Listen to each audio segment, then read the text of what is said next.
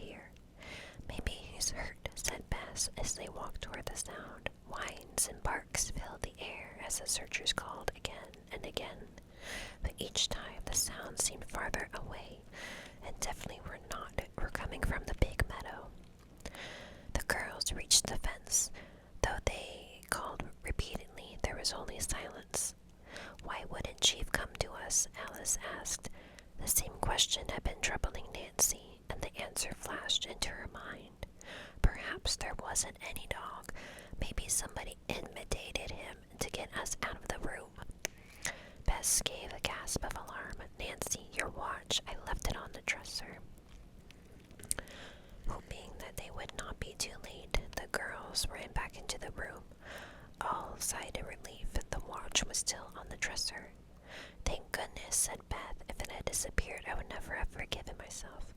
George said, We were gone long enough for someone to lift out Valentine's picture and look at the writing on it." Nancy examined the picture carefully, but could detect no sign of it having been removed. Alice spoke up. "What do you think those words on the back of the photograph mean, Nancy?" The young detective thought that they might be a clue to a treasure. Valentine may have given the watch to Frances for a double purpose, as a gift and a way to tell her secretly where her treasure was hidden.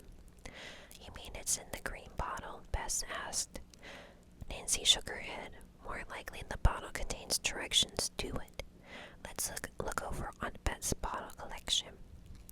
She pinned the watch onto her blouse and hurried to the living room with the others. Nancy showed Mrs. Raleigh the clue in the secret compartment and asked if any of the bottles in her collection had been found on the premises. "Two," said the woman, "and one of them is green." One of them is green. The girls went to the window with her and removed a dark green, narrow-necked bottle from the top shelf. "It was for lineament," she said, handing it to Nancy. "The old western miners and ranchers used a lot of it. Collectors are always looking for those antique bottles. I found this one in an old shed behind the stable." Nancy removed the stopper, turned the bottle over, and shook it, but nothing fell out. Nancy asked Alice to bring a knitting needle from her bag. When she returned, the girl detective probed into the bottle with the long needle. "It's empty. It's empty," was her verdict. "We'll have to start searching the ranch for other bottles," said Bess. That night, Nancy went to sleep wondering if someone else might also be looking for the green bottle. The answer came after breakfast the next morning as she crossed the living room. The green bottle was gone from the window shelf. Nancy searched the other shelves at once, but in vain. It was obvious that the dog whining had been a trick and someone had read the clue on the back of Valentine's picture. Just when Dave passed the door, Nancy called him in and asked what time he had taken guard duty the night before. 8 o'clock to midnight, he replied. "Why?" "Just wondering. Did you hear a dog whine in the yard or see anyone?" Dave had heard the dog but had seen no one. When he had reached the yard, there had been no sign of the animal. Again, why? The cowboy regarded Nancy. It was a trick to get us outside so someone could snoop in my room," Nancy replied. She looked at him straight in the eye, and he met her with the gaze without flinching. "I think you're right," he said, and added quietly, "Be careful, Nancy. You're on dangerous ground." He turned and walked away. Was it a threat or a well-meant warning? Nancy could not make up her mind. Although Dave was gruff, Nancy liked his straightforward manner. "I must tell Aunt Bet about this," the young sleuth thought.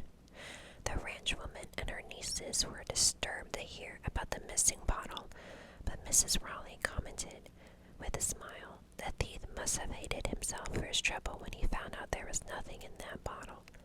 "That's right," Bess agreed, "but he'll go on looking for green bottles, and he just may find the right one before Nancy does." Her detective friend grinned. "Let's not give him a chance." Let's not give him a chance.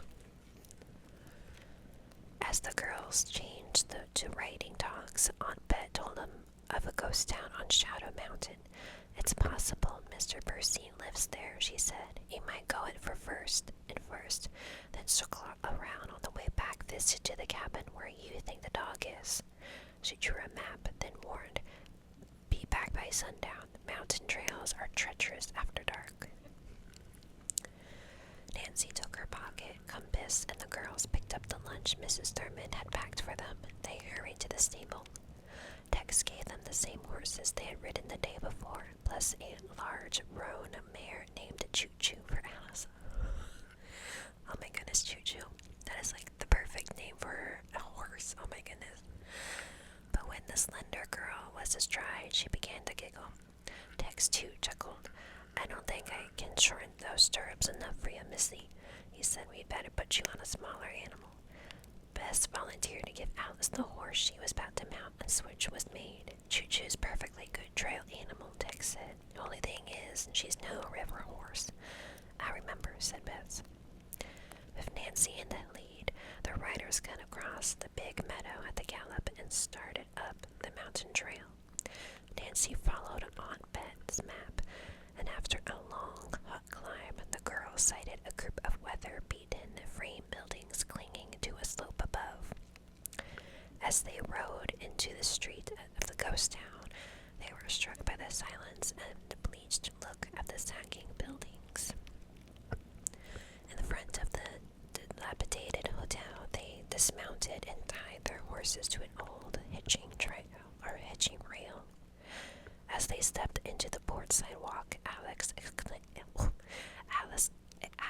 exclaimed sharply, "Oh my goodness, look!" In front of her lay a crushed blue crayon. "It's a pastel." Nancy dropped to her knees and examined the colored powder. "This is fresh," she said with excitement. "It hasn't been scattered by the wind or mixed with dust."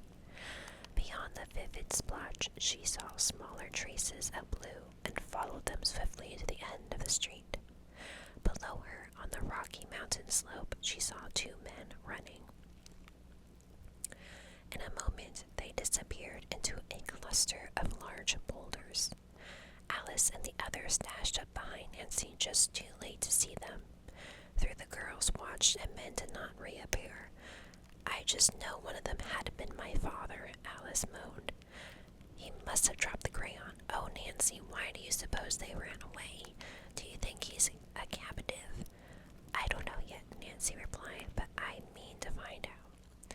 "Come on, let's search the town," George urged. "We'll see if there's any sign of an artist living here. If he is, he'll come back."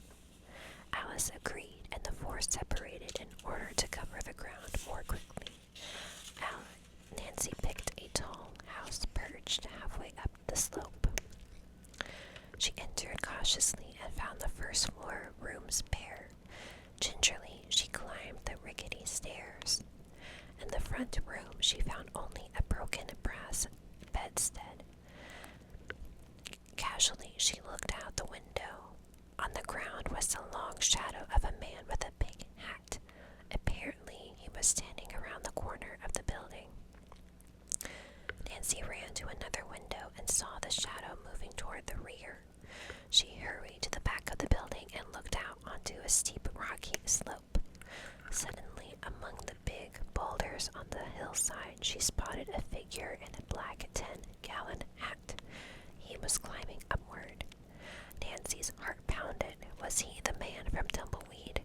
Did he know she was in the building? If, as she suspected, he was part of the plot at Shadow Ranch, he may have come here to ambush the girls. "Perhaps I can turn the tables and find out what he's up to," she said to herself. But Nancy realized that she might have been cornered in the old building and knew she must get out. Quickly, she stared down the shaky stairs. Suddenly, there came a rumble, growing louder. For an instant, Nancy thought it was thunder, and paused, and then realized the truth. "A rock slide!" she cried out, and the